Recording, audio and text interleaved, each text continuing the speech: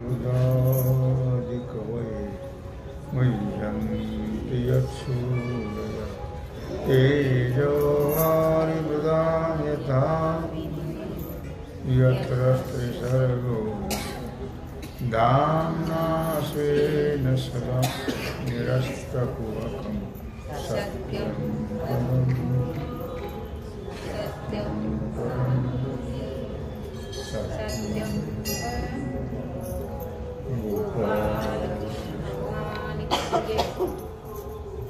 परितेची जे परब्रह्म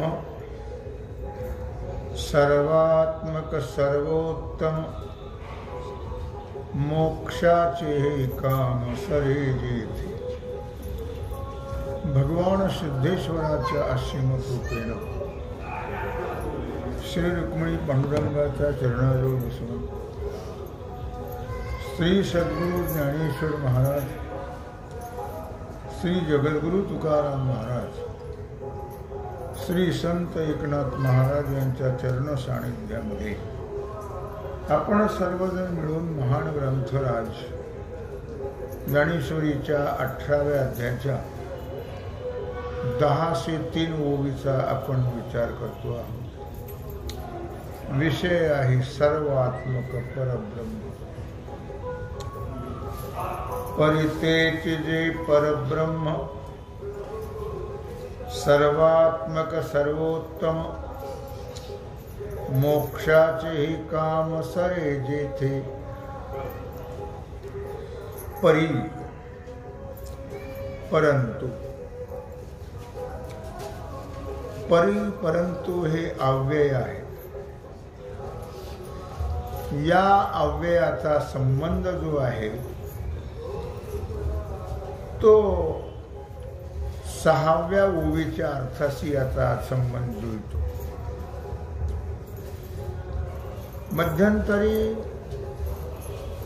परब्रह्माचं वर्णन केलेलं आहे. जे कसं आहे ते परब्रह्म सर्व स्वरूप आहे. सर्व स्वरूप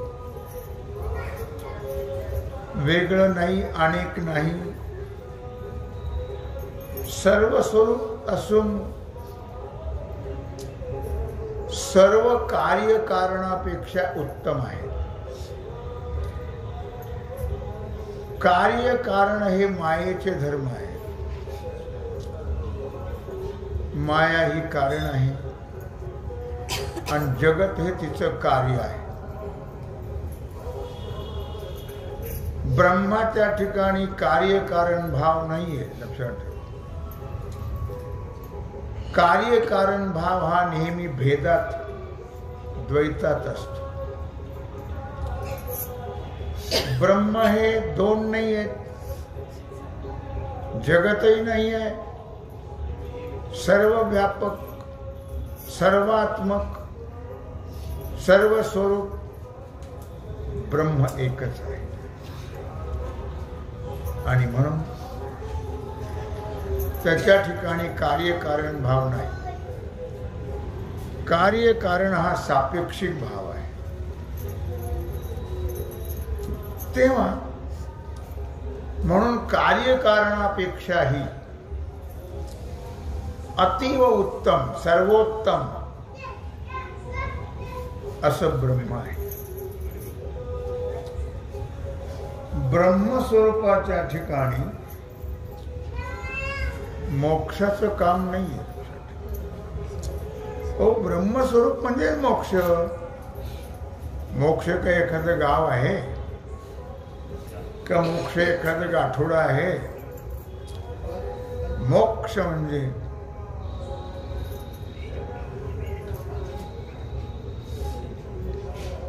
आत्मस्वरूप, ब्रह्मस्वरूप, त्याला मोक्ष असं म्हटलेलं आहे. म्हणून मोक्षाचेही काम नाही येथे. आता का मोक्ष वेगळा आहे?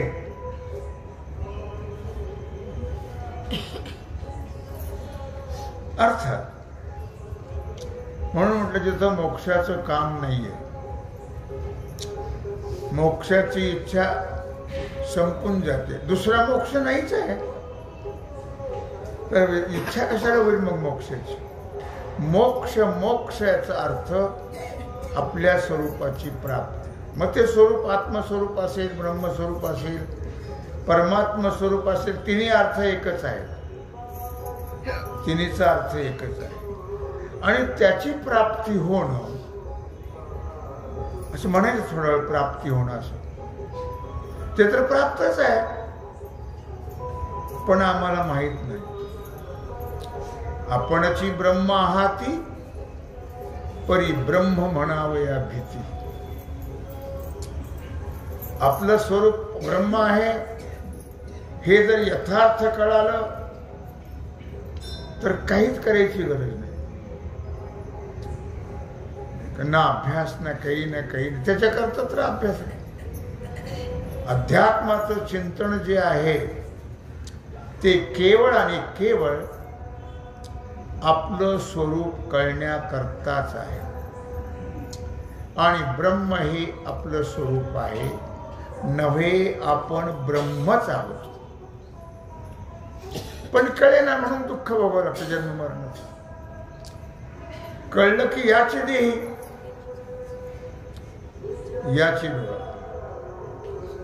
भोगू मुक्तीचा सोहळा, याच देहा नव्हे. हा मनुष्य देह त्याच्याच करता आहे, त्याच्याच करता आहे. हेही जीवाला कळत नाही. 83,99,999 एवढ्या योनी कशा करता आहेत, आणि त्यातून निवडलेला हा मनुष्य जन्म कशा करता आहे हे आम्हाला कळत नाही. म्हणून जन्माला आला रेडा, ह्याला म्हणलं नाही का, ह्याला रेडा एकच. आणि पाणी वाहून वाहून मेला झाला. आणखी दुसरं काय करतात जीव? पाणी वाहून वाहून वाहून तोंड वासून जातात. कळत नाही. कळून घ्यायची तळमळ, इच्छा अजिबातच नाही. इच्छा असली तळमळ असतेच. इच्छाही नाही, तळमळ पुढचा भाग आहे.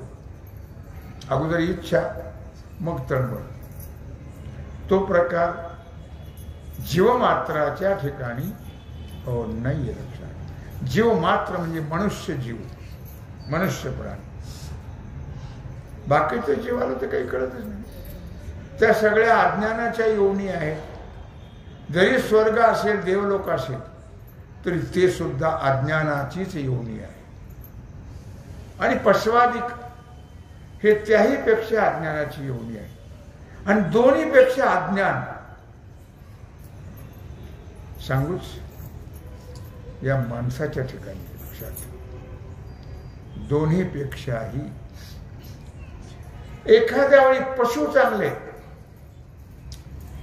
पशुसारखा प्राणी नाही, लक्षात ठेवा. इमानदार मनुष्य प्राणी. बोंबलला होता तो आईच्या गर्भामध्ये, पण बेईमान जात आहे ना.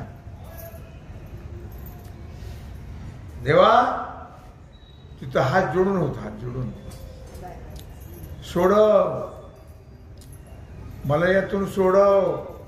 त्याच्यासारखं दुःखच नाही. भयान काय सांगो गर्भीची यातना, मज भोगिता नारायणा. मांस मळ मूत्र जाणा, तुझ क्षण क्षणा ध्यात असे. काय सांगू गर्भीची यातना. गर्भ म्हणजे काही एअर कंडिशन नव्हे. मातेच्या जठर कुहरी, पचोनी विष्ठेच्या दाथरी, उकडोणी नवमास भरी, जन्म जन्मोनी मरती. असं माऊली म्हणतो. पण कळानाच, कळणं शक्य नाही, कळणं अवघडच आहे कळणं. कारण मनुष्य देह हा कशा करता आहे याचा विचार मानव प्राण्याच्या डोक्यात कधी येतच, कधी शिरत. त्याच्या डोक्यात ना कचरा भरलाय, कचरा कुंडी, त्याच्यामुळे हे येतच येत नाही. काय येत असेल तर माझे शब्द माघारी घेतो. कळलं का? कळत कळत जसा आला तसाच जातो. कशा करता आलो हेही कळना. मरते मरते मरते मरते. मी तुम्हाला नेहमी सांगत असतो की जबाबदारी काही काळापुरती असते, मरेपर्यंत जबाबदारी नाही. पण हे घाणेरडा जीव असा आहे की ते मरेपर्यंत सोडायलाच तयार नाही. मेल्यावर त्याला सोडतात नाही, म्हणून मेल्यावरच सोडतात. मी असं का बोलतो? थोडासा आपला परिणाम होणारीच माणसं झालेलीच आहे सगळ्याला. ज्याच्यावर व्हायचं ते येतच नाही तिथं, म्हणून सांगावं लागतं. काय करत काय ज्याच्यावर परिणाम व्हायचा ते कधी येतच नाही. आणि ज्याच्यावर व्हायचा झालेला आहे ते का व्हायचं जमल तस ते तिकडं सगळं जमतं, इकडचं जमत नाही. काय 24 तास त्यातच मरतात, त्यातच कुजून कुजून मरतात. संसारामध्ये एखादा तास द्यायचा सुद्धा वेळ नाही हो, वेळ नाही हो. फार माग व्याप आहे, तो तसाच राहणार हो. तो कधी संपणार नाही. मेल्यावर नाही संपणार, मेल्यावर सुद्धा संपणार नाही. हे तिथं नाही, तिथं दुसरं असतं. इथला बंगला नाही, इथली गाडी नाही, इथले नवरा बायको नाही, इथले पोरं सोरं नाही, इथलं बँक बॅलन्स नाही. ते वेगळंच, ते वेगळंच असतं. लक्षात ठेवा. संपत नाही, संपत. संपवायचं ठिकाण एवढंच आहे ना, का दुसरे कुठे आहे? नाही, दुसरे कुठंच नाही. संपवण्याचं ठिकाण एवढंच आहे. पण मनुष्य प्राणी त्याचा विचार करायला तयार हो नाही. म्हणून कार्यकारण भाव हा ब्रह्माच्या ठिकाणी नाही. ब्रह्माचं फक्त अपरोक्ष ज्ञान व्हावं लागतं. अपरोक्ष. आपल्याला सगळ्याला परोक्ष ज्ञान आहे. मी ब्रह्म आहे आत्ताच सांगितलं. कोणतं ज्ञान आहे? हे परोक्ष ज्ञान. मी ब्रह्म आहे असं जर अपरोक्ष ज्ञान झालं की सुटले तुम्ही लगेच. मोक्षच, दुसरी गोष्ट नाही. दुःख नाही, जन्म नाही, मरण नाही, काही नाही, काही नाही, काही नाही. आणि तुम्हाला दुसरं काही आवडणारही नाही. एकतत्व नाम दृढ धरी मना, हरिसे करुण येईल तुझे. ते नाम सोपे रे राम कृष्ण गोविंद, वातेसी सद्गद जपे आधी जपे. कळत तुम्हाला नाही का? चांगली गोष्ट काय. अपरोक्ष ज्ञान झालं की मोक्ष प्राप्त. मोक्ष तर सांगितलं तुम्हाला कशाला म्हणतात. आणि त्यामुळे मोक्षाची इच्छा राहत नाही. वस्तू कुठलीही असू द्या, इच्छा कुठपर्यंत असते? गंठन करायचं, गंठन करायचं, गंठन करायचं, गंठन करायचं, गंठन करायचं. इच्छा आहे की नाही? एकदाच केलं आणि गळ्यात घातलं, आता इच्छा राहिली का? नाही. मिळाल्यावर इच्छा राहत नाही. मिळत नाही तोपर्यंत इच्छा असते. आम्हाला कळलं नाही तोपर्यंत इच्छा राहणारच. इच्छा संपली केव्हा? कळेल तेव्हा. मग इच्छा राहत, निवृत्त होते ती इच्छा. काम शब्दाचा अर्थ कार्य म्हणा, फल म्हणा, हा गौण अर्थ जर घेतला आपण त्याचा, काम शब्दाचा अर्थ हा गौण आहे, तो जर घेतला तर मोक्षाचं जे कार्य आहे, मोक्षाचं जे फल आहे, मोक्षाचं कार्य म्हणजे मोक्षरूप फल आहे, हे लक्षात ठेवा. आणि ज्ञानाने ते फल संपून जात. ज्ञान झालं, अपरोक्ष ज्ञान झालं. अपरोक्ष ज्ञान झालं म्हणजे काय झालं? हरी कुठे आहे? हरी करतळे आवळे तैसा हरी. त्याच्यामध्ये काय? मोक्ष रेखे आला. पुढचं गेलं काय? करतळी आवळे म्हणजे काय? करतळी आवळं, आवळा आवळेच भाषा. आवळा म्हणजे काय?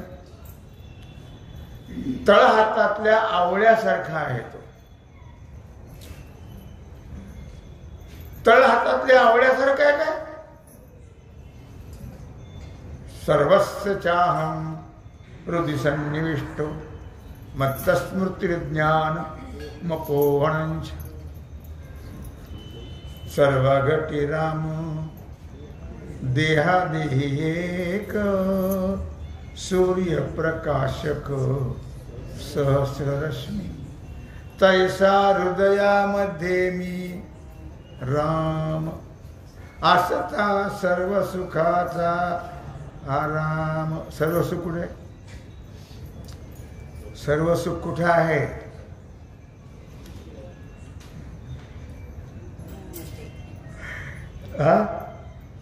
हृदयामध्ये. तैसा हृदयामध्ये मी राम. राम म्हणजे काय? सर्व सुख आहे ते. तो सर्व सुख जर आपल्या हृदयात आहे म्हणजे आपणच जर सुखरूप आहोत, तर मग काट्या कोपाट्या कशाला धोंडायच्या? सुखा करता इथं तोंड घाल, तिथं तोंड घाल, तिथं तोंड घाल. मिळतं का? मिळालं का आतापर्यंत? नाही मिळालं. आयुष्य संपत आलं की नाही? तुमचं नाही, माझं सांगतो. आयुष्य संपत म्हणजे माणसाला वाईट वाटतं काय? संपत आलं तरी कळायची तयारी हो नाही आहे. तो विचार आहे आम्ही कधी करत हो नाही आहे. गौऱ्या पडल्यात जाऊन तिथं तरी विचार हो नाही आहे. लक्षात ठेव. म्हणून मोक्षरूप जे फल आहे ते ज्ञानाने संपत फल. ज्ञान झालं की मोक्षरूप फल संपलं का? मग फल कशाच राहिले? मोक्षच फल आहे ना. मग ते ज्ञानाने काय झालं? मीच मोक्ष आहे, मीच ब्रह्म आहे, मीच परमात्मा आहे हे कळल्यानंतर ते तर फल आहे त्याचं. मग फल संपलं. पण ज्ञानाने, ज्ञान झाल्यावर ते संपत असते. म्हणून अध्यात्म ज्ञान नित्यत्वम तत्वज्ञानार्थ दर्शनम नित्यत्वम नित्य चर्चा, नित्य विचार अध्यात्म ज्ञानाचे त्याचाच करता येते. मोक्ष स्वरूप ब्रह्म स्वरूप कळण्याकरताच अध्यात्म आहे. माणसाला अध्यात्मही कळत नाही आणि अध्यात्माचा विचारही माणसं कळलं तर करतील ना विचार. कळत तर काय तर कशा विचार करतील? कळल्यावर करतील. म्हणून कोणी विचारही करायला तयार हो नाही आहे. ल्यावे खावे बरे असावे सदैव हेचे करी हाव संसारी. ल्यावं खावं मजा करावी म्हणून जावं, कशाचे काय आले असा विचार असतो. मज्जा करतात आणि मरून जातात. विचार करत हो नाही असं अनमोल अनमोल आयुष्य व्यर्थ घालवतात. व्यर्थ घालव काय पुन्हा ते पुन्हा जर चान्स असता तर मग जाय ना पुढं बघू. तो पुन्हा नाही ना तो चान्स. काय करता तेव्हा तात्पर्य काय आहे यात सांगण्याचं?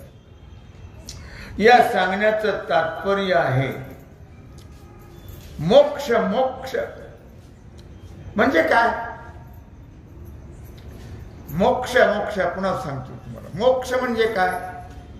बंधाच्या सापेक्ष मोक्ष आहे. पुन्हा दुसरा अर्थ सांगतो. ज्याला वाटतं मला बांधलं त्याला सोडावं लागेल. त्याला सोडणं म्हणजे मोक्ष. तुम्ही वाजी मोकळे, तुम्ही वाजी मोकळे, तुम्ही वाजी मोकळे. आम्ही बांधलो, आम्हाला बंधन आहे. बांधलो का? नाही. बांधलो का बांधून घेतलं? आता बांधून घ्यावा का आपल्या हिताचा विचार करावा? आता बांधून घ्यावा का आपला स्वार्थ पाहावा? पण कसं द्यावा सुनाच्या हातात? एवढा कशाने संसार केला की गधाळ खोडीची माणसाचं लक्षात ठेवा. काय अरे तुला आता सोड, पुढे सोडावं लागणार आहे. पण त्यात जर आता सोडलं तर वासना राहणार नाही. आणि तेव्हा सोडायचं नाही, सोडणार नाही ना. मग त्यात वासना राहील आणि वासना राहिली की पुढं काय होतं तुम्हाला कल्पना आहे त्याची. तेव्हा धर्म अर्थ आणि काम. पुरुषार्थ किती प्रकारचे आहेत? 4 प्रकारचे. धर्म अर्थ काम आणि मोक्ष. धर्म अर्थ काम याच्या सापेक्ष मोक्ष आहे. लक्षात ठेवा.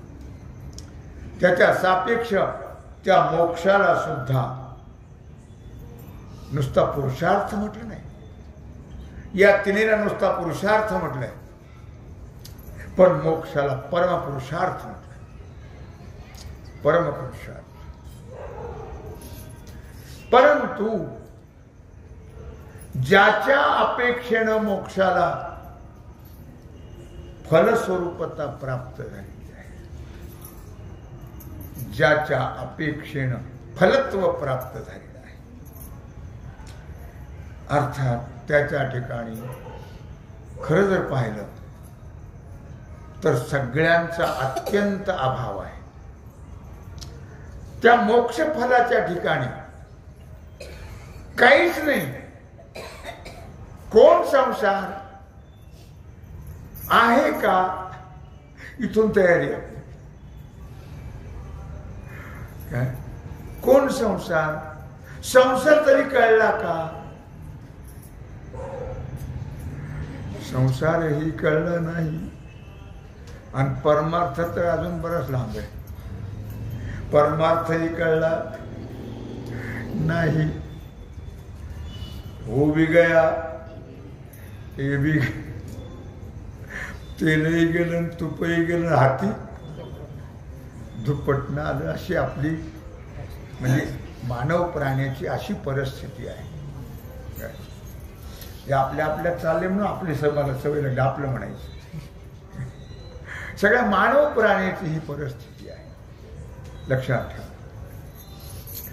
अर्थात मग त्याच्याकरता मोक्षाला फलत्व प्राप्त होण्याकरता किंवा फलत्व नष्ट होण्याकरता ज्ञान, त्याच्याकरता अज्ञान जावं लागतं. ज्ञान केव्हा होईल? प्रकाश केव्हा येईल? अंधार गेल्यावर. तसं ज्ञान केव्हा होईल? अज्ञान गेल्यावर. अज्ञान गेलं की ज्ञान झालं, ज्ञान झालं की बंधही गेला, धर्मही गेला, अर्थही गेला, कामही गेला.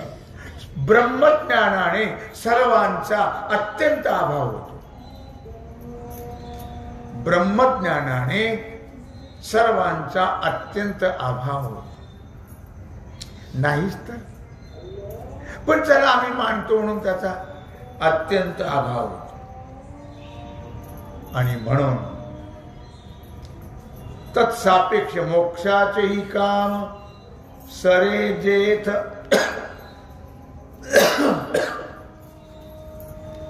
तत्सापेक्ष मोक्षाचं जे फलत्व आहे ते फलत्व देखील स्वस्वरूपाच्या म्हणजे ब्रह्मस्वरूपाच्या ठिकाणी त्या फलत्वाचाही अत्यंत अभाव आहे. फक्त उरला उरे विठ्ठल बघ, शिल्लक काहीच नाही. आणि नाहीच काही. जिकडे पाहावे तिकडे भाई, हरी वाचुनी तुझे नाही.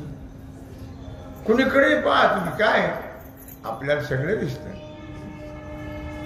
दुर्योधनासारखं, पांडवासारखं, अर्जुनासारखं आपण नाही होत. आपल्याला सगळं दिसत. कसा परमात्मा दिसतो? सगळं काय आहे?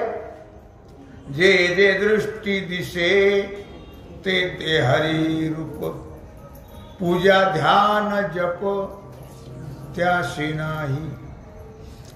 हे दिसणार सर्व चित्र विचित्र विश्व सत्यत्वाने काय आहे? देव आहे.